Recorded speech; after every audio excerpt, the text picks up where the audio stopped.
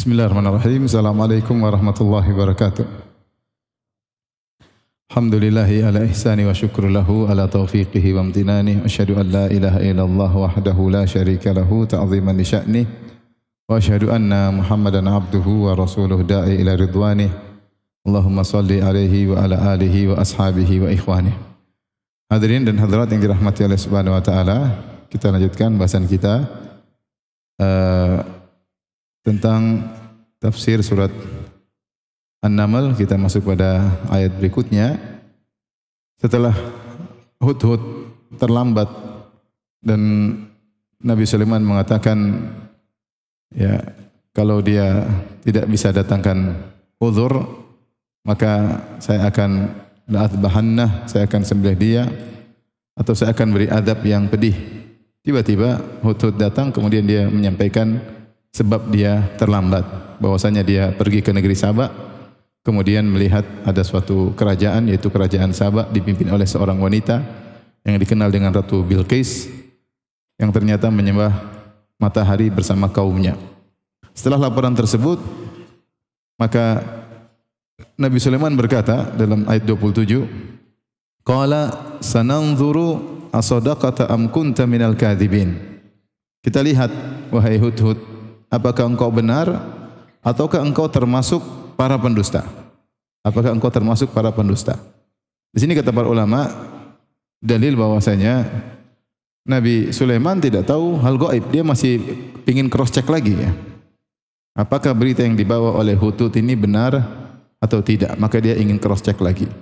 Yang kedua, ungkapan yang diungkapkan oleh Sulaiman, dia tidak berkata nanzur sananzur, kita lihat, asadaqta am kadzabta, apakah kau benar atau kau jujur, atau apa kau jujur atau kau dusta. Nabi Sulaiman tidak berkata apakah kau jujur atau kau dusta, tapi dia ungkapannya asadaqta am kunta minal kadzibin, apakah kau jujur ataukah kau termasuk para pembohong. Dan perkataan kau termasuk para pembohong artinya memang kau ahli berbohong sebelumnya, sebagaimana kumpulan orang-orang pembohong lainnya. Dan ini sikap agak tegas dari Nabi Sulaiman. Kenapa Nabi Sulaiman mengucapkan kata tegas yang kepada Hudhud? Dia tidak berkata apakah kau jujur atau kau dusta, bukan. Tapi apakah kau jujur atau kau termasuk barisan para pembohong. Maksudnya kau memang sudah ahli bohong sebelumnya. Kenapa Nabi Sulaiman berkata demikian? Karena dia tertuduh seakan-akan mau menyelamatkan diri karena diancam. Kau terlambat datang, kalau tidak ada alasan saya sembelih atau saya siksa dengan dicabut bulu-bulumu. Maka Nabi Sulaiman mengeraskan alaihissalam tentang sisi jangan sampai kau berdosa. Ini manfaat yang pertama, karena Hudhud dalam posisi tertuduh ingin menyelamatkan diri, bikin alasan. Yang kedua, agar Hudhud serius, karena Sulaiman ingin Hudhud benar-benar mendatangkan bukti atau mendatangkan informasi tentang mereka. Sehingga ketika dia, kau ini termasuk barisan pendusta atau tidak, wahai Hudhud, maka dia akan serius untuk menghilangkan tuduhan tersebut, maka dia akan bekerja dengan lebih serius. Ini kecerdasan Nabi Sulaiman dalam menghadapi apa? Rakyatnya, dalam menghadapi anak buahnya. Dia milih kata-kata yang bisa menjadikan anak buahnya bekerja dengan lebih giat. Maka Sulaiman alaihissalam akhirnya memberi tugas kepada Hudhud untuk membuktikan beritanya tersebut, bahwasanya dia jujur dan tidak dusta. Idhab bi kitabi hadza fa'alqih ilaihim thumma tawalla anhum fanzur madza yarji'un. Pergilah bawa suratku ini, lalu lemparkanlah atau jatuhkanlah kepada mereka, kemudian berpalinglah dari mereka, yaitu menjauhi sedikit dari mereka. Fanzur madza yarji'un, kemudian perhatikanlah apa yang mereka bicarakan, bagaimana mereka menjawab suratku. Maka Hudhud kemudian bawa surat ditulis oleh Nabi Sulaiman. Ada yang mengatakan Hudhud pegang dengan kakinya, ada yang mengatakan bimingqaraihi, dia gigit dengan, dia masukkan di mulutnya, kemudian dia terbang dari Palestina ke negeri Saba. Berapa kilo? Jauh. Palestina di atas, ya. Kalau Madinah ke Palestina aja sudah 1000 kilo lebih. Madinah ke Mekah sudah 500-an kilo. Mekah ke Yaman jauh lagi, ya mungkin 2000 kilo lebih. Coba lihat di Google dari Yaman ke mana? Palestina. Dalam perjalanan butuh waktu, sekali perjalanan 2 bulan. Bolak-balik berarti 4 4 bulan. Maka Hud terbang menuju ke negeri Saba. Kemudian sampailah dia ke kerajaan Ratu Bilqis. Kemudian dia melemparkan surat tersebut kepada Ratu Bilqis. Ya. Kemudian Ratu Bilqis kaget dapat surat. Maka dia kaget, kemudian dia kumpulkan rakyatnya, pembesar-pembesarnya, menteri-menterinya. Kemudian dia berkata, qalat ya ayyuhal mala'u inni ulqiya ilayya kitabun karim. Wahai para pembesar-pembesarku, al-mala' maksudnya para pembesar-pembesar, para wuzara, para menteri-menteri, sungguhnya telah dijatuhkan kepadaku surat yang mulia. Kenapa Ratu Bilqis sampai kaget? Karena surat ini aneh. Dan kita tahu namanya ratu itu biasanya, ya namanya raja atau ratu, dia kamarnya tentunya di tengah. Untuk bisa sampai kamar tersebut tentu harus melewati berbagai macam algojo, bodyguard, prajurit. Ini kok tiba-tiba ada surat masuk ke kamarnya, siapa yang bawa dia enggak tahu. Ada yang mengatakan Ratu Bilqis dia punya semuanya Israiliyat, tidak ada dalil yang tegas tapi disebut oleh sebagian ahli tafsir. Ratu Bilqis kamarnya dia ada kuah, yaitu ada tembok, dia bolongin bata, dia suka buka sehingga terik matahari masuk. Ada waktunya matahari masuk, saatnya dia sujud kepada matahari. Maka Hud terbang melewati para algojo, melewati para semuanya, ya, bodyguard, kemudian dia masuk lewat lubang tersebut, kemudian dia lempar surat tersebut. Kemudian Ratu Bilqis bangun dapat surat dan dia menakjubkan. Ini surat bagaimana sampainya? Bagaimana sampainya? Ketika dia baca ternyata dari Sulaiman, dan Sulaiman terkenal. Raja terkenal ketika itu. Ini surat dikirim dari tempat yang jaraknya kurang lebih 2000 km atau 2000 kurang ya. Pokoknya 1000 km lebih. Maka ini tentu mengagetkan dia karena surat ini datang dengan menakjubkan. Ya, ratu kan bukan tinggal di pinggir pagar. Orang bisa panggil-panggil nanti. Ratu di tengah kan? Di tengah. Kalau di pinggir bisa lempar surat begini, surat cinta ke ratu. Enggak. Ratu di tengah-tengah. Kok bisa surat ini bisa sampai? Berarti kan dia melewati berbagai macam pengamanan, tembus semuanya. Maka ini membuat kaget Ratu Bilqis. Makanya dia kumpulkan seluruh pembesar-pembesarnya, dia berkata, "Inni ulqiya ilayya kitabun karim." Sungguhnya telah dikirimkan kepadaku surat yang mulia. Para ulama khilaf, kenapa dia katakan surat mulia? Ada yang mengatakan karena bahasanya ya sederhana, ya. Tidak ada ancaman, tapi ada ketegasan, singkat, padat. Kemudian ditulis dengan kertas yang bagus, ya. Atau karena surat ini datang dengan menakjubkan, maka dia mengatakan ini surat yang mulia. Tapi apa isinya? Innahu min Sulaiman. Sungguhnya ini dari Sulaiman. Wa innahu bismillahirrahmanirrahim. Allah ta'alu alayya wa'tuni muslimin. Janganlah kalian berlaku sombong terhadapku, maka datanglah kepadaku dalam kondisi Islam. Dalam kondisi apa? Islam. Jangan sombong, datang serahkan diri dalam kondisi Islam. Di sini dibuka dengan innahu min Sulaiman. Baik. Dibahas oleh sebagian ahli tafsir. Kenapa disebut Sulaiman sebelum Bismillahirrahmanirrahim? Maka ada yang mengatakan maksudnya surat itu di luar ditulis dari Sulaiman. Ketika dibuka dalamnya Bismillahirrahmanirrahim. Dan ini menunjukkan kebiasaan para nabi dahulu ketika mereka surat menyurat, mereka buka dengan apa? Bismillahirrahmanirrahim. Bahkan para nabi dari kalangan Bani Israel. Dan demikian ketika Nabi juga mengirim surat kepada Heraklius, kepada Al-Muqawqis, kepada Raja Persia, Kisra, maka Rasulullah selalu mengatakan Bismillahirrahmanirrahim. Dibuka surat dengan Bismillahirrahmanirrahim. Ini surat-surat para nabi, terutama surat-surat kepada para pembesar-pembesar. Dan demikian ini juga sebelum Nabi Muhammad SAW, Nabi Sulaiman pun demikian.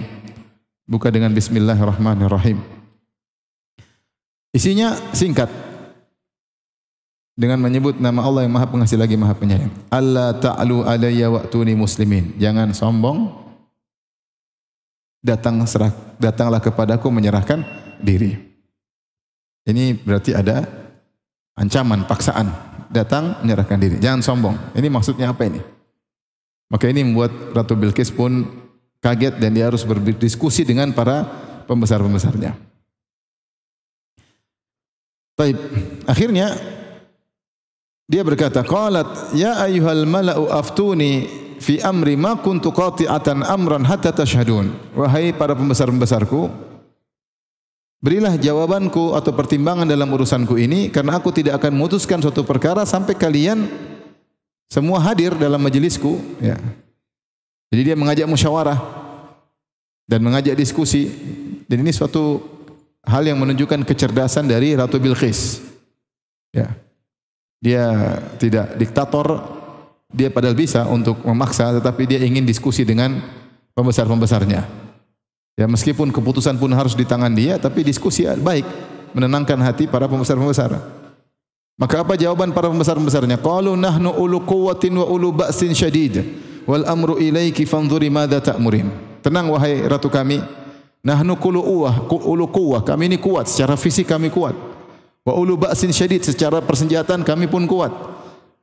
Artinya kalau mau perang, perang. Tetapi wal amru ilaiki, tapi perkara kembali kepada engkau, keputusannya kembali kepada engkau. Fanzuri madza ta'murin. Lihatlah bagaimana apa yang kuperintahkan.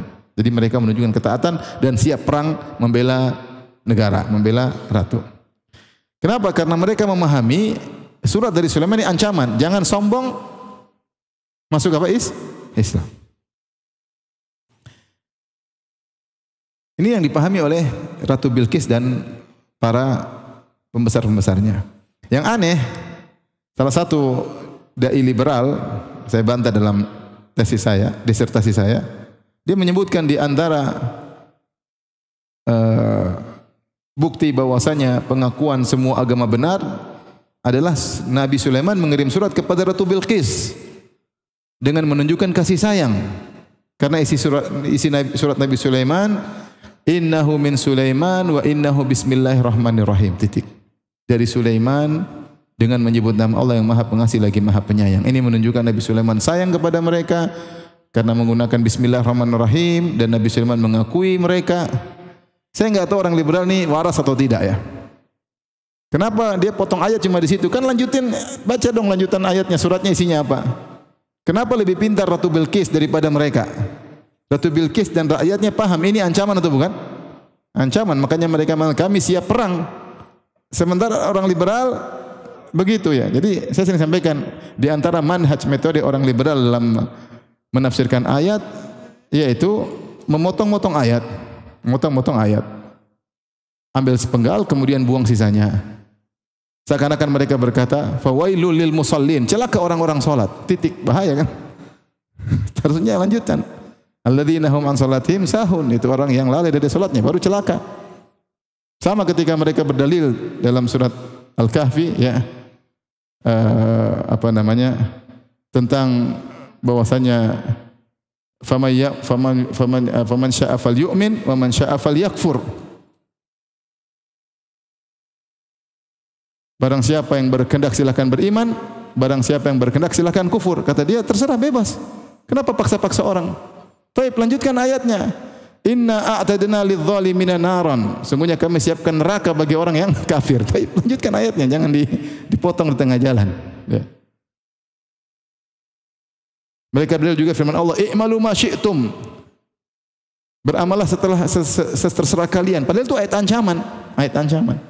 Jadi mereka ini memaksa-maksa ayat untuk menguatkan pemahaman liberalisme atau pluralisme bahwa semua agama benar. Pembahasan kita berbeda ya. Kalau masalah toleransi, masalah mengakui keberadaan agama lain, kita toleransi. Tapi mengatakan agama lain benar, kita tidak. Masing-masing setiap agama eksklusif, bukan inklusif. Masing-masing agama merasa paling benar. Kalau semua agama sama, ya sudah, pindah agama. Buktinya mereka juga tidak mau pindah agama. Buktinya mereka juga mengajak orang lain masuk agama mereka, menunjukkan bahwasanya masing-masing eksklusif. Maka jangan sampai toleransi kebablasan menganggap semua agama benar. Maka inilah orang-orang liberal, mereka kalau sudah berdalil, manhaj mereka adalah motong ayat ya. Wailul lil musallin. Seperti ada orang mabuk diajak salat, ayo salat. Allah berfirman, fa wailul lil musallin. Celaka orang-orang salat, titik. Ya, itu manhaj orang mabuk seperti ini ya, yang tidak mau salat. Maka kalau kita perhatikan Nabi Sulaiman alaihissalam ketika isi surat, dia ada ancaman, dan ancaman itu dipahami oleh Ratu Bilqis dan pembesar-pembesarnya. Maka mereka mengatakan kami siap perang. Baik. Ketika rakyatnya mengatakan, panglima-panglimanya, menterinya mengatakan siap perang, apakah Ratu Bilqis langsung mengiyakan kita perang? Dia cerdas, dia mikir. Dia mikir. Maka dia kasih pertimbangan kepada pembesar-pembesarnya, meskipun keputusan di tangannya, karena para pembesar mengatakan wal amru ilaiki fanzuri madza ta'murin. Perkaranya, keputusan di tangan Anda wahai ratu, tinggal perintah. Maka kemudian Ratu Bilqis berkata, qalat innal muluka idza dakhalu qaryatan afsaduha wa ja'alu a'izzata ahliha adillah. Ketahuilah wahai para pembesar-pembesarku, sungguhnya para raja itu kalau mereka sudah menyerang suatu negeri, mereka akan hancurkan negeri tersebut dan mereka menjadikan tokoh-tokoh orang-orang mulia dalam negeri tersebut menjadi hina dina. Wa kadzalika yaf'alun, dan demikianlah Sulaiman dan anak buahnya akan melakukan hal tersebut. Jadi Ratu Bilqis mengajak mereka berfikir tentang kejadian-kejadian sejarah. Kalau terjadi peperangan, apa yang terjadi? Maka akan dihancurkan suatu negeri yang sudah dibangun. Kemudian tokoh-tokohnya akan dihinakan, entah jadi tawanan, entah dibunuh. Dan dia sudah dengar tentang hebatnya Raja Sulaiman. Maka dia berkata, wa kadzalika yaf'alun. Demikian juga mereka akan melakukannya. Wa kadzalika yaf'alun, ada dua pendapat di kalangan para ahli tafsir. Ada yang mengatakan ini perkataan Bilqis. Dia mengambil kesimpulan setelah mendengar tentang hebatnya Raja Sulaiman, maka dia berkata, demikianlah Sulaiman juga akan melakukan sebagaimana raja-raja sebelumnya yang membumi hanguskan suatu negeri dan menghinakan pembesar-pembesar negeri tersebut. Sulaiman juga akan demikian. Ada yang mengatakan ini kesimpulan Bilqis. Ada yang mengatakan ini firman Allah menimpali perkataan Bilqis. Bilqis mengatakan, lihatlah pengalaman yang ada. Sungguhnya raja-raja kalau sudah masuk menyerang suatu negeri akan dihancurkan dan pembesar-pembesar negeri tersebut akan dihinakan. Kemudian Allah menimpali. Wa kadzalika yaf'alun. Demikianlah apa yang dikatakan Bilqis itu yang akan dilakukan oleh Sulaiman dan anak buahnya. Terus bagaimana? Saya punya ide, kata Ratu Bilqis. Saya punya ide. Apa idenya? Wa inni mursilatun ilaihim bihadiyatin fanadhiratun bima yarji'ul mursalun. Saya akan kirim hadiah kepada mereka, kepada Sulaiman dan anak buahnya. Kemudian saya nantikan bagaimana, sambil menunggu bagaimana sikap mereka dengan hadiah tersebut. Apa maksudnya? Ratu Bilqis ingin lihat, kita kirim hadiah aja. Kirim emas, kirim berlian. Kalau Sulaiman terima, berarti ini ancaman-ancaman kosong. Sulaiman hanya cari duit. Ya udah kasih duit aja. Kita sogok biar dia enggak serang. Tapi kalau ternyata dia terima duit, berarti dia serius. Berarti dia serius. Kita nunggu aja. Jadi ini menunjukkan cerdasnya Ratu apa? Bilqis. Makanya dikatakan Ratu Bilqis itu cerdas sebelum masuk Islam dan cerdas setelah masuk Islam. Rakyatnya, pembesar-pembesarnya terima, ini ide bagus. Akhirnya Ratu Bilqis pun menyiapkan hadiah yang banyak. Ada yang mengatakan dia siapkan bata-bata emas, ada yang menyiapkan dia kirim berbagai ratusan budak wanita. Dia kirim hadiah sebanyak-banyaknya kepada Sulaiman. Dan dia tahu tentu kabar-kabar Sulaiman sudah sampai kepada Ratu Bilqis. Semut saja tahu tentang Sulaiman, apalagi Ratu Bilqis. Maka dikirimlah hadiah yang banyak. Maka berangkatlah rombongan di bawah seorang pemimpin membawa hadiah-hadiah tersebut kepada Nabi Sulaiman. Allah lanjutkan setelahnya pada ayat ke-36. Falamma jaa Sulaiman, ketika sang utusan datang kepada Sulaiman. Di sini Allah tidak mengatakan falamma ja'u Sulaiman. Allah datangkan dengan kata ganti tunggal, dhamir huwa. Falamma jaa Sulaiman, ketika datang utusan tersebut Sulaiman. Maksudnya pemimpinnya dengan membawa anak-anak buahnya. Kemudian menghadirkan hadiah yang begitu banyak. Maka Sulaiman berkata, qala atumiddunani. Makanya Nabi Sulaiman berbicara dengan dia dengan mengatakan, antum, apakah kalian ingin menambahkan harta kepadaku bimalin? Atumiddunani bimal. Kalian ingin memberikan harta kepadaku? Fama atani Allahu khairun mimma atakum. Apa yang Allah berikan kepadaku lebih baik daripada apa yang kalian bawa. Bal antum bihadiyatikum tafrahun. Sementara kalian sombong dengan hadiah kalian. Kalian bangga bawa harta sebanyak ini. Aku tidak butuh. yang apa yang Allah berikan kepadaku lebih banyak daripada ini. Bahkan disebutkan dalam sebagian buku tafsir, ketika mereka bawa emas, mereka masuk di kerajaan Sulaiman, mereka minder. Waduh, ternyata Sulaiman istananya mewah, banyak hartanya. Maka dia udah minder sejak awal. Akhirnya Sulaiman mengatakan, atumiddunani bimalin fama atani Allahu khairun mimma atakum. Apakah kalian ingin sogok saya dengan harta? Kita tahu bahwasanya di antara kebiasaan Nabi Muhammad SAW kalau dikasih harta, dikasih hadiah, Rasulullah terima enggak? Terima. Rasulullah dikasih hadiah oleh seorang wanita Yahudiyah berupa makanan kambing yang sudah dimasak. Rasulullah terima, Rasulullah makan. Padahal ternyata kambing tersebut dikasih apa? Racun. Rasulullah SAW ketika mengirim surat kepada Al-Muqawqis, Al-Muqawqis kasih hadiah berupa begal, kemudian berupa harta dan juga jariyah yaitu Maria Al-Qibtiyah. Itu hadiah dari Al-Muqawqis. Rasulullah terima, Rasulullah terima. Maka Rasulullah SAW kebiasaannya adalah menerima hadiah baik dari muslim maupun non-muslim. Kalau non muslim Rasulullah dalam rangka mengambil hatinya. Tetapi kenapa Nabi Sulaiman tidak menerima hadiah dari Ratu Bilqis? Karena Sulaiman tahu ini sogokan. Sogokan supaya mereka tidak datang kepada Nabi Sulaiman.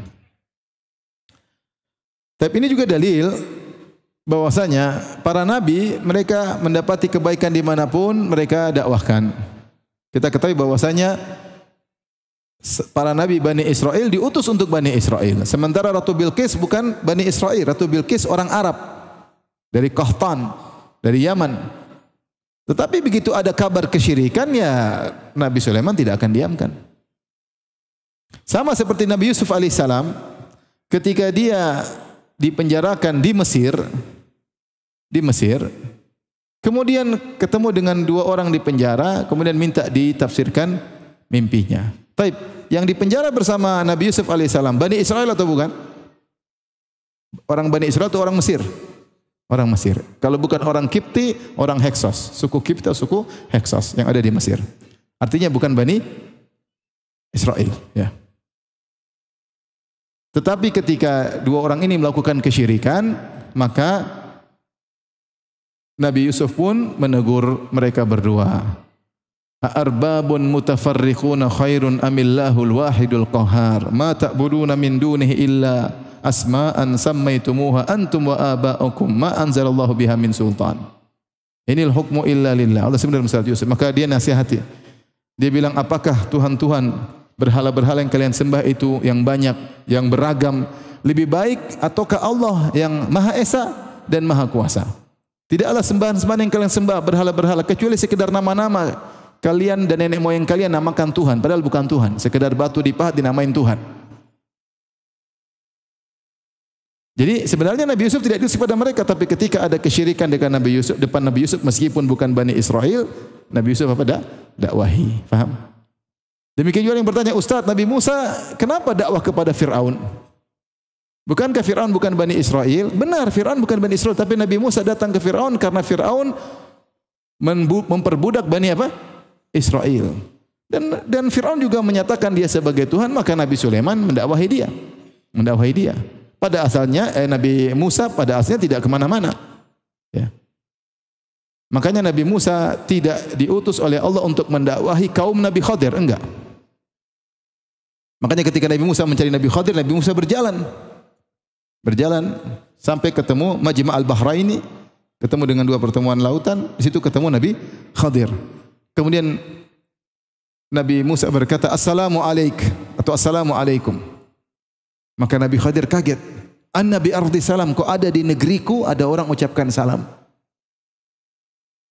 "Siapa engkau?" Kata Musa, "Saya Musa." Kata Nabi Khadir, "Musa Bani Israel?" Kata Musa, "Iya." Maksudnya bukan Musa Bandung kan? Bukan. Bukan Musa Sunda, bukan. Musa Bani Israel, iya. Karena memang Nabi Musa tidak diutus kepada kaum Nabi Khadir. Makanya kaum Nabi Khadir tidak kenal Musa. Makanya ketika Nabi Musa naik kapal bersama Nabi Khadir, orang-orang kenal siapa Nabi Khadir sehingga mereka dinaikkan kapal gratisan. Tidak ada yang kenal siapa Musa. Jadi maksudnya Nabi Musa asalnya juga diutus kepada Bani Israel saja. Dan setiap Nabi diutus kepada kaumnya. Sebagaimana sabda Nabi SAW, "U'titu khamsan lam yu'tahunna ahadun minal anbiya'i qabli."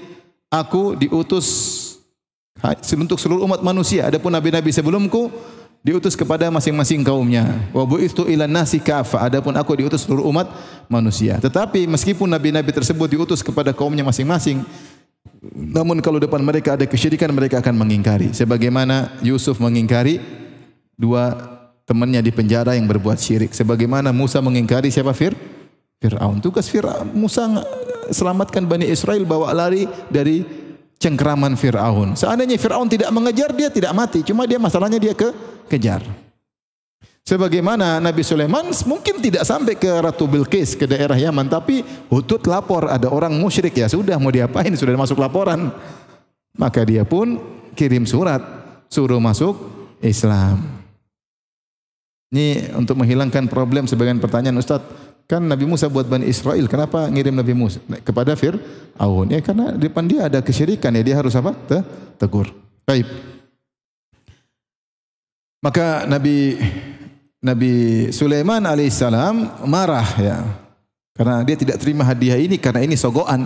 Dia tahu ini sogok, untuk supaya dia melempem, ya, tidak tegas. Maka dia mengatakan, qala atumiddunani bimalin fama atani Allahu khairun mimma atakum. Kalian ingin sogok aku, ingin menambah harta kepadaku, sementara apa yang Allah berikan kepadaku lebih baik daripada apa yang Allah berikan kepada kalian. Bal antum bihadiyatikum tafrahun.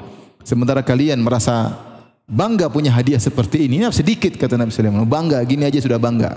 Kemudian Nabi Sulaiman tegas, irji ilaihim, sana pulang. Pulang kepada mereka. Bawa semua ini hadiah, bawa pulang. Kemudian dia ancam, falana'tiyannahum bijunudil la qibala lahum biha. Kami akan mengutus atau mendatangi mereka dengan bala tentara yang Ratu Bilqis dan rakyatnya tidak akan bisa melawan tentara kami. Siapa yang melawan tentaranya Sulaiman? Ada jin ifrit, ada jin tomang, ada jin dan jun. Maksudnya banyak jin di situ, jin jago-jago, ya. Yang jin bisa bikin bangunan dengan cepat sekali bikin bangunan, jin yang bisa terbang ke sana kemari, ya. Yang menyelam mengambil barang-barang di lautan, ya. Ya'maluna lahu ma yasha'u min mahariba wa tamathila. Mereka bikin bangunan-bangunan buat Nabi Sulaiman. Jin hebat-hebat. Belum hewan-hewan. Anak buahnya siapa? Sulaiman. Ngalahin Ratu Bilqis gampang. Makanya Nabi Sulaiman berkata, "Falana'tiyannahum bijunudil la qibala lahum biha." Kami akan datangkan kepada mereka dengan membawa pasukan. Kami datang pada mereka bawa pasukan yang mereka tidak bisa melawannya. Wala nukhrijannahum minha adillah. Kami akan usir mereka dari negeri mereka dalam kondisi hina dina. Wahum saghirun, dalam kondisi direndahkan, dalam kondisi kerdil. Ini ancaman luar biasa. Dan akhirnya pembawa hadiah tersebut pulang segera untuk lapor kepada siapa? Kepada Bilqis. Sudah, kita menyerah saja. Kita menyerah. Ini Sulaiman ternyata beneran pingin kita masuk apa? Islam, bukan mata duitan. Sudah dicoba pakai duit, ternyata tidak ada pengaruhnya, malah kenceng, percuma. Ya sudah. Dan Ratu Bilqis sudah diskusi. Seakan-akan Ratu Bilqis kasih pertimbangan kepada kaumnya, cuma dua kemungkinan. Kita perang, negeri kita hancur, kita mungkin diperbudak, mungkin kita mati. Tapi kalau kita enggak perang, kita menyerah, masih mungkin ada penghormatan, iya enggak? Ya udah, kita ambil mudarat yang paling kecil, udah menyerah. Kemungkinan kita masih dihormati, mungkin masih diberi kedudukan, cuma di bawah kekuasaan Sulaiman. Dia sangat realistis, siapa? Ratu Bilqis. Senang kalau punya istri begini, pintar, ya.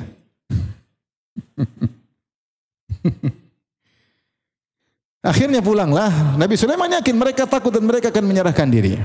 Maka Nabi Sulaiman alaihissalam punya ide.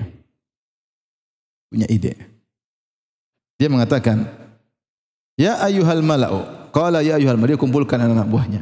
Qala ya ayyuhal mala'u ayyukum ya'tini bi arsyiha qabla an ya'tuni muslimin. Siapa yang bisa datangkan kepadaku singgasananya Ratu Bilqis sebelum mereka datang menyerahkan diri. Kenapa pikiran Nabi Sulaiman kepada singgasana? Karena Hudhud sudah mengatakan tentang di antara harta Ratu Bilqis walaha arsyun azim. Dia punya singgasana yang gede, singgasana yang megah. Dan itu salah satu harta istimewa milik Ratu Bilqis, singgasananya megah. Kalau gitu ini yang mau jadi bahan kita, objek pekerjaan kita. Maka Sulaiman alaihissalam berkata, ayyukum ya'tini bi arsyiha qabla ya'tuni muslimin. Mereka sekarang sedang berjalan nih, meninggalkan Sabah menuju ke Palestina. Rame-rame Ratu Bilqis dan mungkin rakyatnya. Nah, siapa yang bisa datangkan? Ada yang mengatakan Ratu Bilqis sudah dekat nih. Maka Sulaiman tiba-tiba punya ide, sudah dekat, oh bentar lagi sampai. Siapa yang bisa bawakan singgasananya? Dia kumpulkan anak buahnya. Karena anak buahnya jago-jago, ada jin-jin. Allah berkata, qala ifritun minal jinni. Ifrit, jin paling heboh, jin paling kenceng, jin paling istilahnya kalau paling bandel, tapi karena dia takut sama Sulaiman, karena setiap ada jin yang membangkang terbakar, maka Ifrit pun yang paling jago, yang paling bandel pun tunduk kepada Sulaiman. Maka dia jin paling hebat, dia mengatakan, qala ifritun minal jinni, berkata jin Ifrit, ana atika bihi qabla an taquma min maqamik. Saya akan datangkan singgasana tersebut sebelum kau berdiri dari singgasanamu. Maksudnya apa? Bukan Sulaiman berdiri, bukan cuma 1 detik, enggak. Sulaiman alaihissalam disebut oleh para ulama dalam tafsir mereka bahwasanya Nabi Sulaiman itu dia setiap hari kerja. Waktu duha dia berkeliling ke kerajaannya mengawasi pekerjaan-pekerjaan rakyatnya. Jin-jin kerja dia awasi. Dan dia duduk di singgasananya. Ada yang mengatakan dia terbang dengan permadani atau dengan awan di atas singgasananya. Kalau dia sudah berdiri di singgasana berarti tugas dia sudah selesai, yaitu di waktu duha. Taruhlah dia dari pagi muter-muter, taruhlah 2 jam, 3 jam. Jadi seakan-akan Ifrit mengatakan, wahai baginda, sebelum 3 jam singgasana sudah di sini. Kemudian jin Ifrit berkata untuk meyakinkan, dia muji dirinya, dia berkata, wa inni alaihi laqawiyyun amin, dan aku untuk urusan ngambil singgasana bawa ke sini adalah kuat, profesional, kuat dan terpercaya. Saya jin Sulaiman tapi terpercaya. Tenang, ini bisa. Menunjukkan jin hebat atau tidak? Hebat. Bayangkan 2000 kilo. Coba saya penasaran, coba lihat di Google, coba tulis berapa kilo? Siapa yang tulis itu? Palestina. Nanti saya salah ngomong lagi. Ya. Palestina menuju ke rute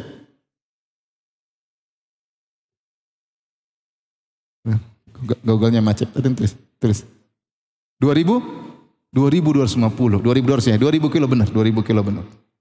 2000 kiloan. Dan itu perjalanan kalau pakai kendaraan biasa 2 bulan zaman itu. 2 bulan berarti 4 bulan bolak-balik.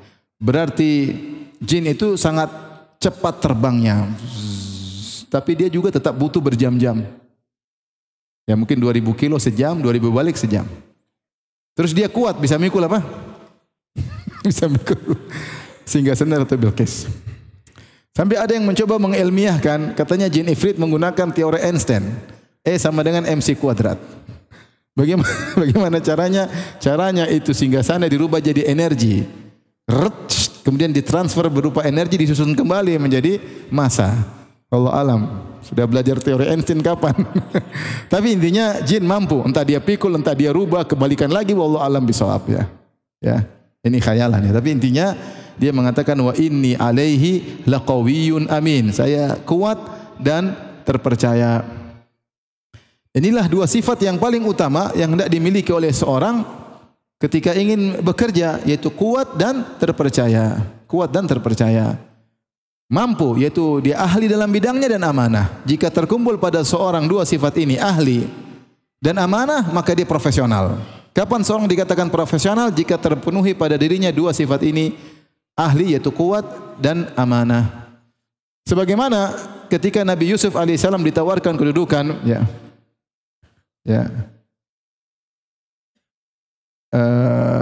qala innakal yawma ladaina makinun amin. Wahai Yusuf, kata sang raja, mulai hari ini kau akan mendapatkan kedudukan, kau memiliki kedudukan dan kau terpercaya. Ya. Qala ja'alni ala khazainil ardi inni hafizun alim. Jadikanlah aku bendaharawan karena aku hafiz, aku ahli, bisa menjaga, dan aku alim, aku punya ilmu, dan kau sudah percaya sama aku. sama aku. Maka Nabi Yusuf terpenuhi pada dia keahlian dan amanah, profesional. Demikian juga ketika Nabi Musa alaihissalam disuruh calon istrinya menyuruh bapaknya untuk memperkerjakan Nabi Musa alaihissalam, kata wanita tersebut, wanita yang ada di negeri Madian, ya abatis ta'jir, inna khaira man ista'jartal qawiyul amin. Wahai ayahanda, pekerjakanlah Nabi Musa.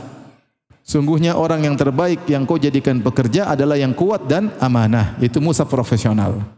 Maka di sini Ifrit mengatakan saya kuat dan amanah, itu saya profesional. Ya. Jadi problem dalam kehidupan ini ada pekerja ahli tapi tidak amanah. Atau sebaliknya amanah tapi tidak ahli. Repot. Dan kata Rasulullah SAW, idza wusidal amru ila ghairi ahlihi fantadhirus sa'ah. Kalau diserahkan urusan kepada orang yang bukan ahlinya, maka tunggulah hari kiamat. Taib di sini Ifrit memuji dirinya untuk meyakinkan Sulaiman, saya mampu, pokoknya sebelum baginda berdiri dari singgasana, saya sudah bisa mendatangkan singgasana.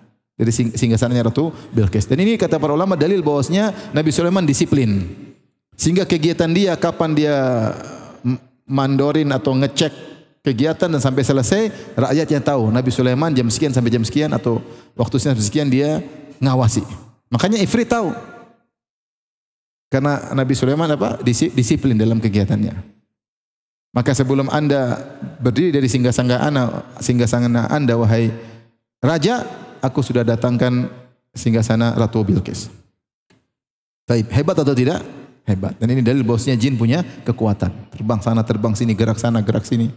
Tapi jin masih kalah dengan malaikat. Wasabihati sabha, fasabiqati sabqa. Allah memuji malaikat, bersama dengan malaikat yang terbang dengan cepat. Malaikat Jibril, langit 7 turun ke bawah, balik lagi. Cepat sekali. Kalah daripada mengalahkan jin jauh sekali. Enggak ada kaitannya. Malaikat lebih cepat. Malaikat lebih cepat datang dan pergi bergerak. Sehingga Allah puji mereka dengan berkata, wasabihati sabha, fasabiqati sabqa, yang menunjukkan cepat mereka bergulir di alam semesta dan cepat. Taib. Ternyata ada yang lebih hebat. Qala alladhi indahu ilmun minal kitab. Berkata seseorang yang memiliki ilmu dari Alkitab. Ana atika bihi qabla an yartadda ilaika tarfuk.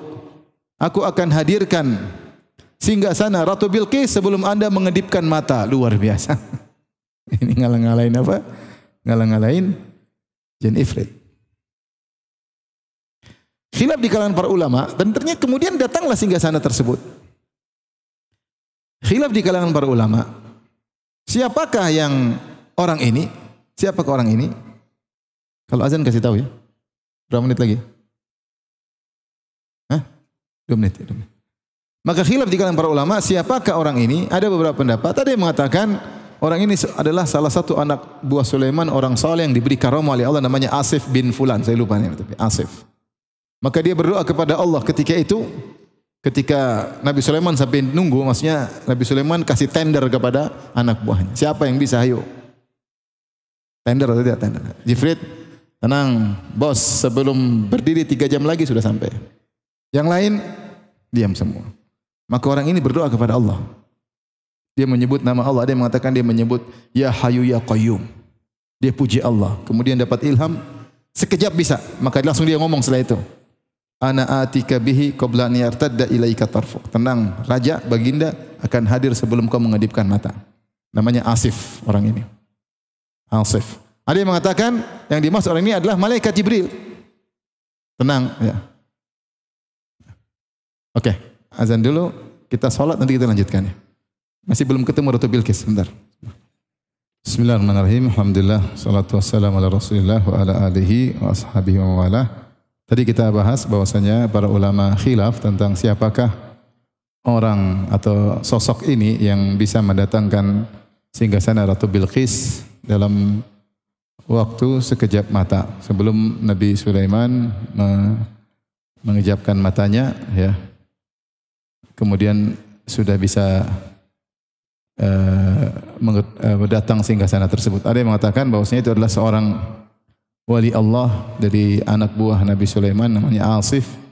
dan dia telah diberikan Ismullahil A'zam, dia tahu nama Allah yang agung yaitu Ya Hayyu Ya Qayyum. Dia berdoa kepada Allah. Setelah dia tahu dikabulkan, maka dia bilang, Sulaiman, saya bisa datangkan dalam waktu sebelum engkau berkedip. Ada yang mengatakan malaikat Jibril alaihissalam yang memberikan sebagian ilmu, kemudian dia datangkan. Pendapat yang ketiga dan juga pendapat banyak ahli tafsir, yang dimaksud adalah Nabi Sulaiman sendiri. Maksudnya apa? Nabi Sulaiman tanya, wahai pembesar-pembesarku, siapa di antara kalian yang hebat-hebat bisa datangkan singgasana Ratu Bilqis? Ifrit berkata, saya bisa datangkan sebelum kau berdiri dari tempat dudukmu, sebelum kau dari singgasanamu. Maka seakan-akan Sulaiman alaihissalam berkata, kau mampunya cuma segitu. Kemampuanmu cuma segitu. Saya bisa datangkan sebelum kau kedipkan matamu, wahai Ifrit. Jadi yang bilang begitu Nabi Sulaiman. Di antara dalil yang menguatkan akan hal ini, setelah itu Nabi Sulaiman memuji. Dia berkata, Allah berfirman, "Falamma ra'ahu mustaqirran 'indahu." Kemudian Nabi Sulaiman ketika melihat benar-benar singgasana Ratu Bilqis hadir di hadapannya, qala hadza min fadli rabbi. Ini adalah karunia dari Rabbku. Liyabluwani aashkuru am akfur, untuk mengujiku aku bersyukur atau aku kufur. Jadi seakan-akan nikmat itu dari dirinya. Yaitu lihat, ini saya bisa menghadirkan singgasana ini Allah untuk mengujiku. Ini pendapat di kalangan para ahli tafsir, namun mayoritas ahli tafsir berpendapat orang yang dimaksud, sosok yang dimaksud adalah wali di antara wali-wali Allah dari kalangan pembesar-pembesar Nabi Sulaiman alaihissalam. Wallahu a'lam bishawab. Taib, setelah singgasana hadir, maka Nabi Sulaiman langsung berkata, "Hadza min fadli Rabbi." Dan ini salah satu bentuk syukur kepada Allah. Ketika kita dapat nikmat, kita langsung sandarkan kepada Allah. Tidak ada rasa ujub sedikit pun, tidak ada merasa bahwasanya saya punya pamrih dalam keberhasilan ini. Dan hati-hati penyakit ujub. Penyakit ujub adalah kita mensekutukan Allah dengan kita dalam keberhasilan. Kalau riya, kita mensekutukan Allah dengan orang lain. Ketika kita mencari pujian Allah, kita juga mencari pujian orang lain. Kita ingin diakui oleh Allah, diakui juga oleh orang lain. Itu namanya riya, mensekutukan Allah dalam tujuan. Ini terkait dengan tauhid al-uluhiyah. Adapun ujub, kita merasa keberhasilan kita adalah kerjasama antara Allah dengan kita. Jadi mensekutukan Allah dengan diri kita sendiri. Seperti saya bilang, seperti seorang berkata, karena saya pintar, karena saya belajar, karena saya bekerja keras, makanya saya jadi kaya. Ini perkataan ujub. Sungguhnya kau berhasil, itu semua dari Allah. Yang bikin kau pintar siapa? Yang kasih kau otak bagus siapa? Yang buat kau punya pengalaman banyak siapa? Allah. Yang buat kau bertemu dengan orang-orang yang membantumu siapa? Allah Subhanahu wa taala. Maka tidak boleh sedikit pun ketika kita berbicara, ketika kita berhasil, kita mengesankan kepada pendengar karena saya begini. Itulah ujub. Itu namanya apa? Ujub. Dan ujub ini berbahaya karena orang yang ujub dia kurang bersyukur kepada Allah. Kapan kita benar-benar merasa bersyukur kepada Allah? Ketika kita sadar bahwasanya semua kenikmatan murni karunia Allah. Kita tidak punya andil sama sekali, kita hanya menjalankan ikhtiar perintah Allah. Tapi sama sekali 1% pun akibat yang menentukan siapa? Kita atau Allah? Allah. Makanya ketika Nabi Sulaiman, apakah dia yang menghadirkan ataukah anak buahnya yang menghadirkan singgasana Ratu Bilqis? Maka dia berkata, hadza min fadli Rabbi. Ini adalah karunia Allah. Saya selalu ingin ceritakan kepada kawan-kawan tentang waktu saya hajian 2 tahun berturut-turut. Hajian repot, susah. Ada kawan, saya ketemu juga dia. Ya. Seorang di sana tinggal orang Arab. Dia ngurus semua, dia ngurus. Yang hampir-hampir tidak mungkin jadi mungkin. Ketika dia berhasil ngurus semua, sesuai resmi, semuanya lengkap. Kemudian saya bilang, Masya Allah Abdullah. Kau Masya Allah. Kata dia, la. Hadza min fadli Rabbi. Ini dari Allah. Ini saya bukan siapa-siapa. Tahun berikutnya gitu juga, dia berhasil. Kita masuk ke Muzdalifah. Belum Isya sudah masuk Muzdalifah. Tempatnya sudah ada karpetnya, luar biasa. Orang-orang mungkin sampai jam 12, sampai ada yang subuh.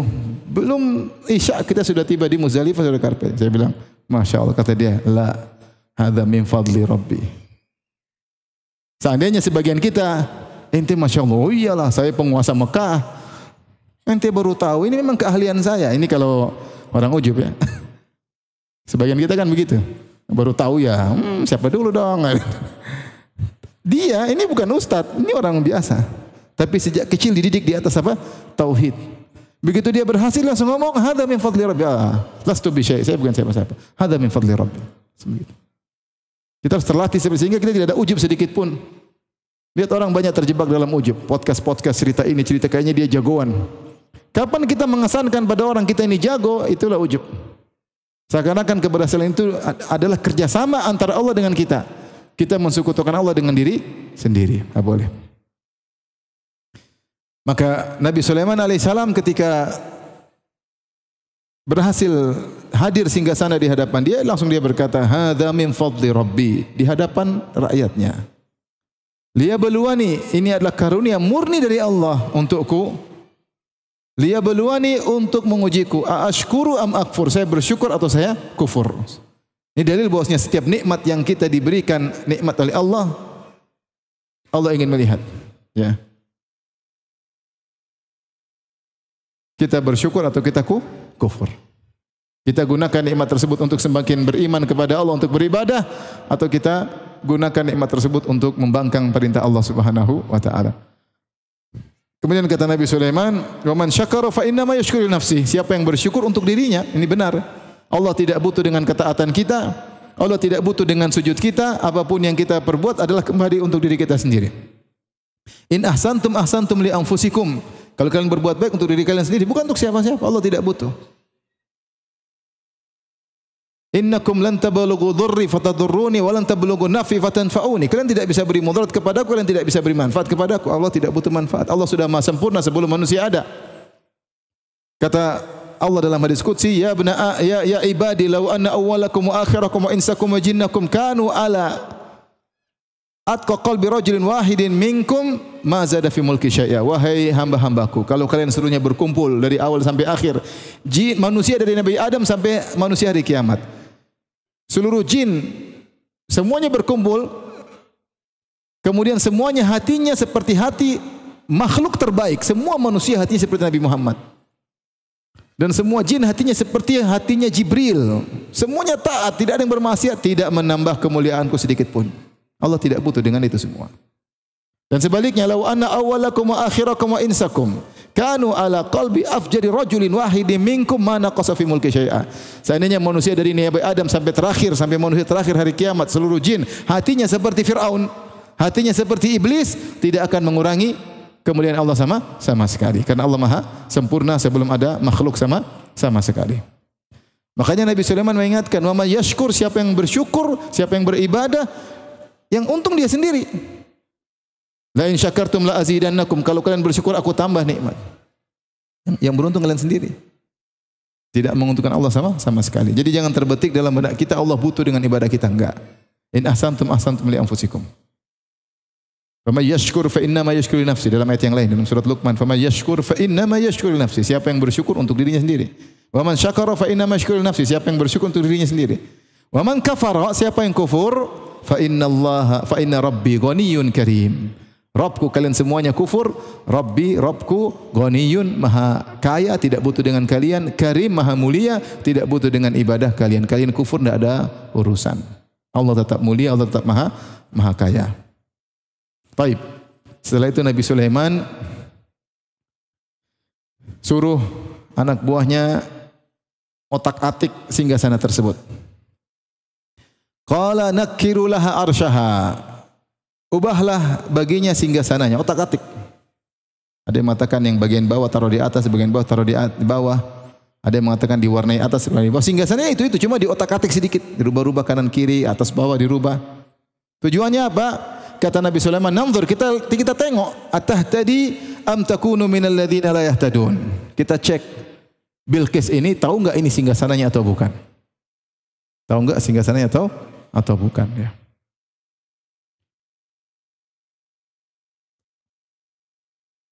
Falamma ja'at, setelah dirubah-rubah oleh anak buah Sulaiman alaihissalam, datang Ratu Bilqis.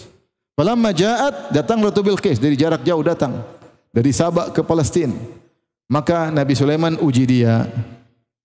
Qila ahakadha arsyuk, seperti inikah singgasanamu?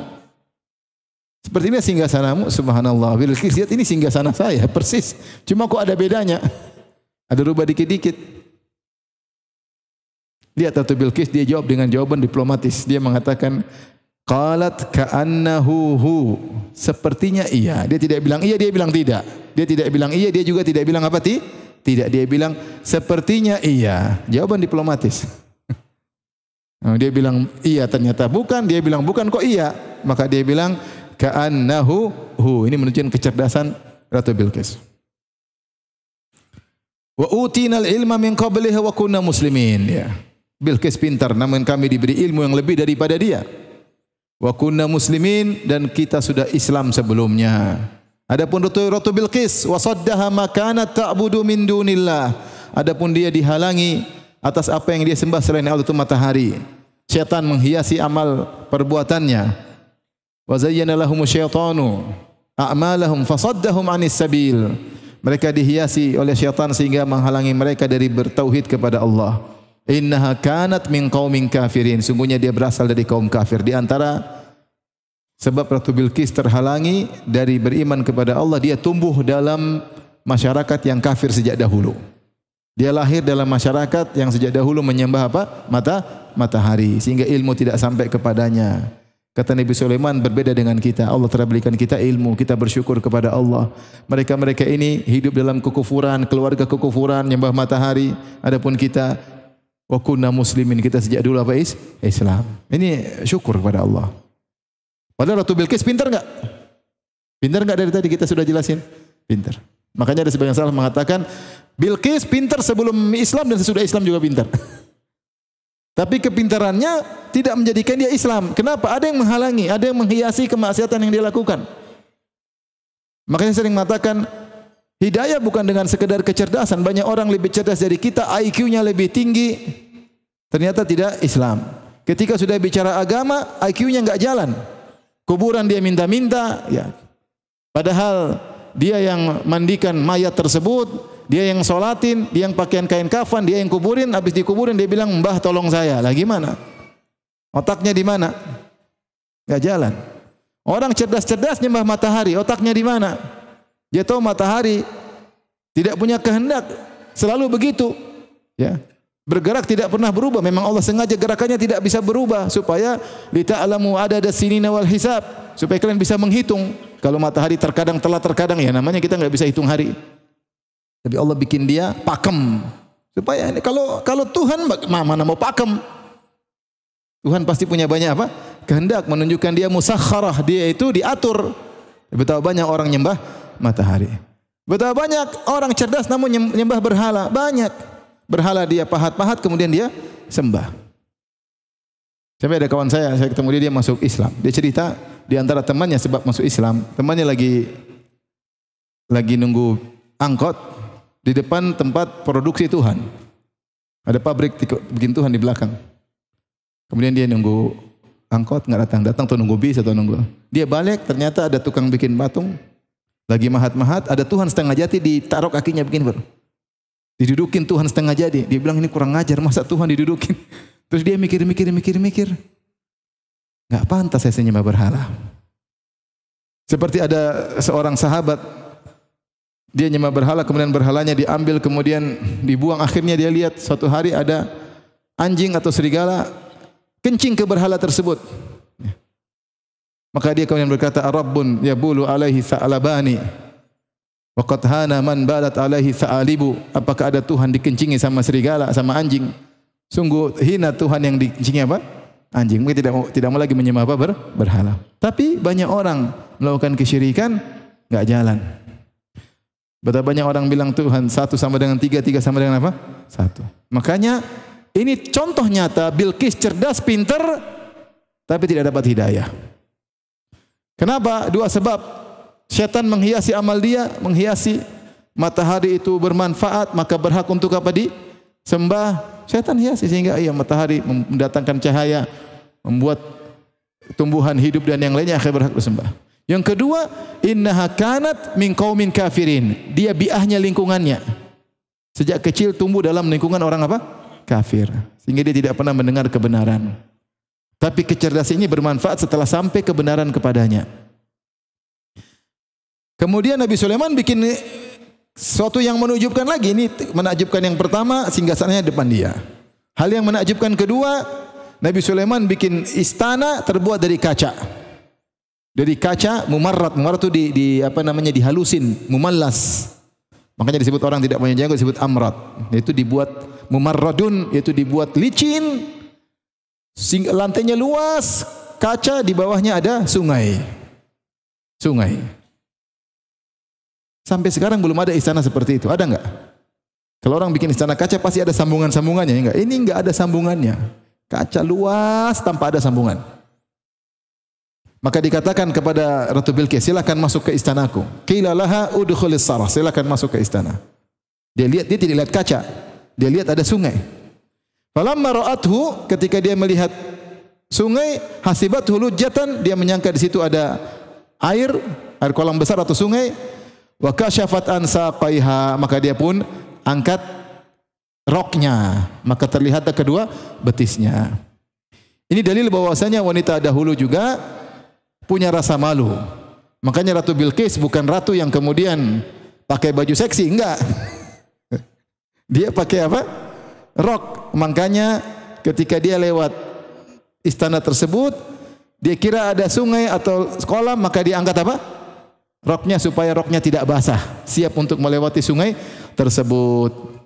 Maka dikatakan kepada dia, kata Nabi Sulaiman, innahu sarhun mumarradun min qawarir. Sungguhnya itu adalah lantai atau bangunan yang dibuat dari kaca. Qawarir jamak dari qarurah. Qarurah itu asalnya botol. Dikatakan qarurah karena dia bening dan yastaqir. Dulu orang buat qarurah botol untuk khamar, sehingga dari luar kelihatan khamar tersebut. Sifatnya bagaimana orang untuk jual beli khamar taruh di qarurah. Kemudian qarurah juga digunakan untuk makna kaca. Makna kaca ya. Seperti Rasulullah mensifati para wanita dengan qawarir. Kata Nabi SAW, rifqan bil qawarir, lemah lembutlah kepada kaca-kaca. Maksudnya para wanita, botol-botol yang mudah pecah. Taib, dikatakan kepada dia, innahu sarhun mumarradun, itu adalah lantai yang dilicinkan, yang terbuat dari kaca. Maka Ratu Bilqis pun sadar betapa hebatnya Sulaiman. Maka dia berkata, qalat rabbi inni dzalamtu nafsi, sungguhnya aku telah menzalimi diriku selama ini, berbuat syirik. Ya, tidak beribadah kepada pencipta matahari, malah beribadah kepada matahari, tidak sujud kepada pencipta alam semesta, bahkan sujud kepada makhluknya.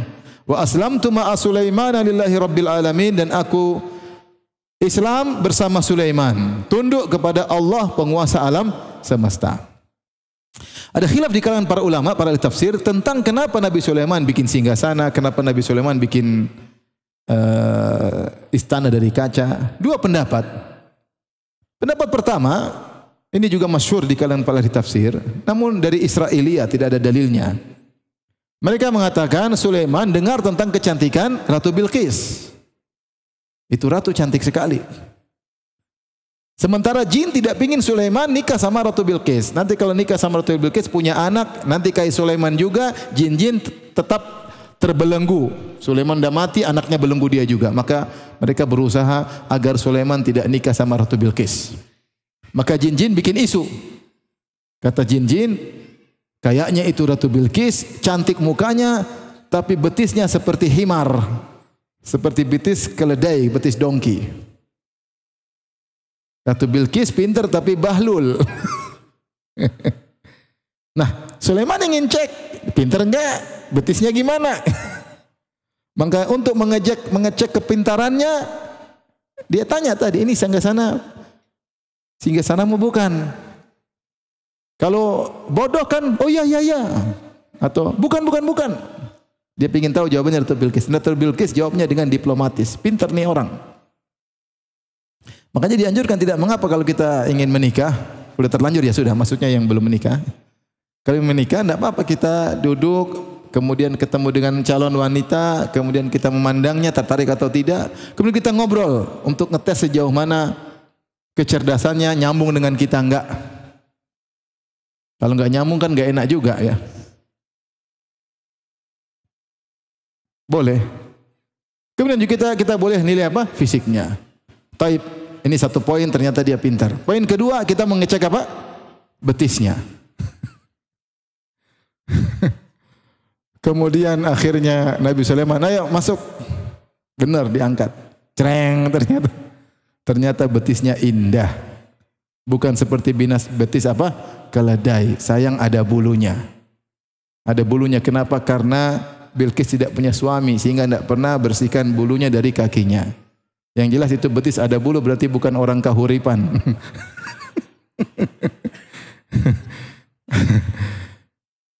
Akhirnya Nabi Sulaiman panggil jin-jin, ini perempuan gimana? Ya tinggal cabut aja baginda. Ya janganlah, saya tidak ingin nyakiti dia. Ada caranya, dibuatlah suatu namanya naurah, itu semacam obat-obatan herbal, ditaruh bulunya jatuh sendiri. Ini semua cerita tidak ada dalilnya. Kemudian akhirnya Sulaiman menikah dengan siapa? Bilqis, enggak ada dalilnya. Cuma disebutkan dalam buku tafsir. Adapun Rohboam bin Sulaiman bukan anaknya Bilqis, bukan. Ini pendapat pertama, masyhur juga di kalangan tafsir. Ini secara kalau kita mau tafsirkan boleh-boleh saja. Tapi masalahnya tidak ada dalilnya. Artinya seorang ingin menikah, dia cek kecerdasan, dia cek fisik, boleh. Nabi SAW pun demikian. Dalam hadis Hasan riwayat Imam Ahmad, Nabi Muhammad SAW ketika hendak menikah dengan seorang wanita, dia tidak bisa lihat langsung, dia kirim Ummu Sulaim, suruh cek wanita tersebut. Nabi wasiatkan, kata Nabi SAW, "Shummi awaridhaha wanzuri ila urqubaiha." Cium bagian sekitar mulutnya dan lihatlah bagian tumitnya. Kenapa dicium sekitar mulutnya? Untuk melihat wanita ini menjaga kebersihan mulut atau tidak, ababnya atau aromanya wangi atau tidak. Karena enggak enak kalau kita ngobrol sama perempuan tidak sikat gigi kemudian sayang. Enggak enak. Enggak enak. Bau enggak enak. Makanya Nabi SAW perhatian sama siwak. Karena Nabi SAW idza dakhala al-bait bada'a bis-siwak. Rasulullah SAW kalau masuk rumah pertama kali beliau bersiwak supaya ngobrol sama istrinya apa? Nyaman. Cium istrinya nyaman, dekat-dekat istrinya nyaman. Rasul juga ingin istrinya seperti itu. Rasul kana yashtadda alaihi idza wujida minhu rih. Rasulullah SAW merasa berat kalau ada bau enggak enak dari tubuhnya, dia enggak suka. Bagaimana dia juga suka istrinya demikian. Makanya suruh cek, cium sekitar mulutnya. Wanita ini perhatian enggak terhadap mulutnya. Kemudian unzuri ila rukubaiha, lihatlah tumitnya. Orang Arab dahulu ketika melihat tumit bisa dijadikan sebagai indikasi untuk mungkin fisik wanita tersebut. Maka tidak ada salahnya Nabi Sulaiman ingin lihat betisnya siapa? Ratu Bilqis, apalagi ada isu kalau betisnya seperti betis apa? Keledai. Ternyata buluannya. Tetapi ini semua tidak ada apa? Riwayatnya. Ini pendapat kedua, dan ini saya condong pada pendapat kedua ini. Ini juga sama-sama tidak ada dalilnya, tapi ini lebih logis. Kata sebagian ulama, sebagian tafsir, Nabi Sulaiman alaihissalam ingin menunjukkan kehebatannya karena Ratu Bilqis mau sogok dia dengan apa?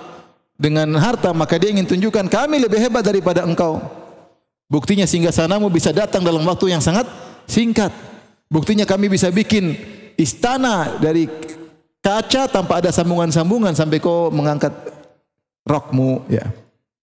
Maka akhirnya Bilqis semakin yakin, akhirnya pasrah dan dia berkata, ini dhalamtu nafsi, ternyata saya salah. Mungkin dia merasa dia ratu paling hebat, mungkin dia merasa dia sudah makmur. Ya. Kemudian dia berkata, wa aslamtu ma'a Sulaiman lillahi rabbil alamin. Maka aku masuk Islam bersama Sulaiman.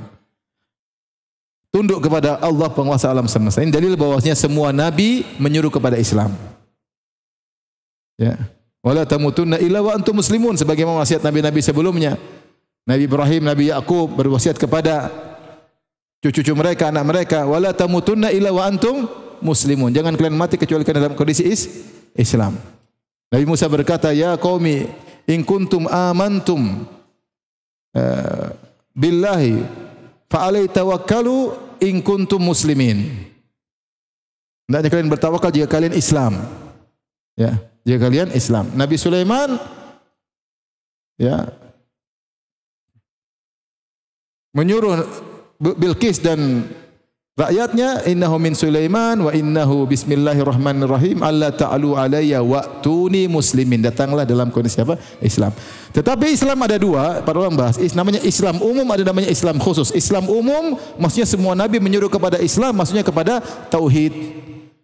Walaqad ba'atsna fi kulli ummatin rasulan an ibudullaha wajtanibut taghut. Sungguh kami telah mengutus bagi setiap umat seorang rasul yang semuanya menyeru sembahlah Allah saja dan tinggalkan syirik. Jadi maksudnya Islam umum maksudnya apa? Semua menyeru kepada tauhid ya.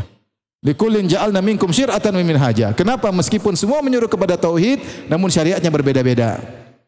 Makanya Nabi SAW berkata, nahnu ma'syarul anbiya abna'un li'allat. Dinuna wahid. Ya.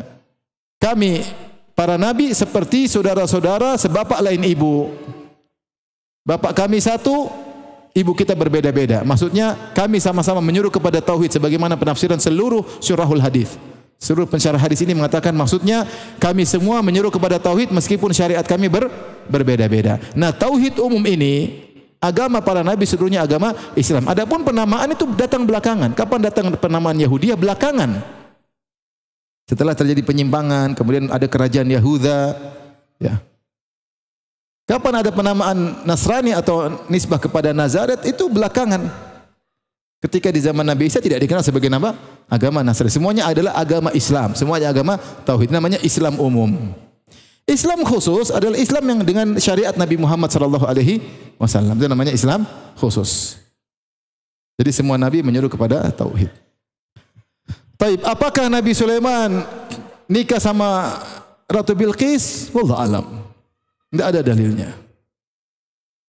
Ketika ada ulama ditanya, apakah Sulaiman nikah sama Ratu Bilqis? Apakah Yusuf nikah sama Zulekha? Kata dia, saya tidak hadir walimahnya. Tidak hadir walimah. Wallahu alam, kita enggak tahu. Ya. Kita enggak tahu. Ya. Tapi demikianlah cerita Nabi Sulaiman bersama Ratu Bilqis. Taib. Sebagian orang salah berdalil dengan Ratu Bilqis. Seperti mereka mengatakan, ini pendalilan, tapi dibantah oleh para ulama. Mengatakan ini dalil bahwasanya boleh penguasa wanita. Maka dibantah oleh para ulama, Ratu Bilqis menjadi penguasa bukan dibenarkan oleh Allah. Allah cuma cerita ini, paham? Cerita ada penguasa wanita, cerita ada penguasa nyembah matahari, paham? Cerita ada penguasa syirik. Bukan berarti Allah membenarkan. Bukan berarti Allah membenarkan. Maka tidak boleh berdalil dengan kisah Ratu Bilqis untuk menyatakan bahwasanya boleh penguasa raja wanita. Tidak boleh. Sementara Rasulullah SAW berkata, la yuflihu qaumun wallau amrahum imra'atan. Tidak beruntung suatu kaum yang menyerahkan urusan mereka kepada seorang wanita. Karena wanita punya tugas sendiri, bukan sebagai pemimpin utama. Demikian pengajian kita. InsyaAllah kita lanjutkan ayat berikutnya pada kesempatan yang lain. Wallahu ta'ala alam bisawab. Tapi demikian saja kajian kita. Subhanakallah bihamdik. Asyhadu an la ilaha illa anta astaghfiruka wa atubu ilaik. Assalamualaikum warahmatullahi wabarakatuh.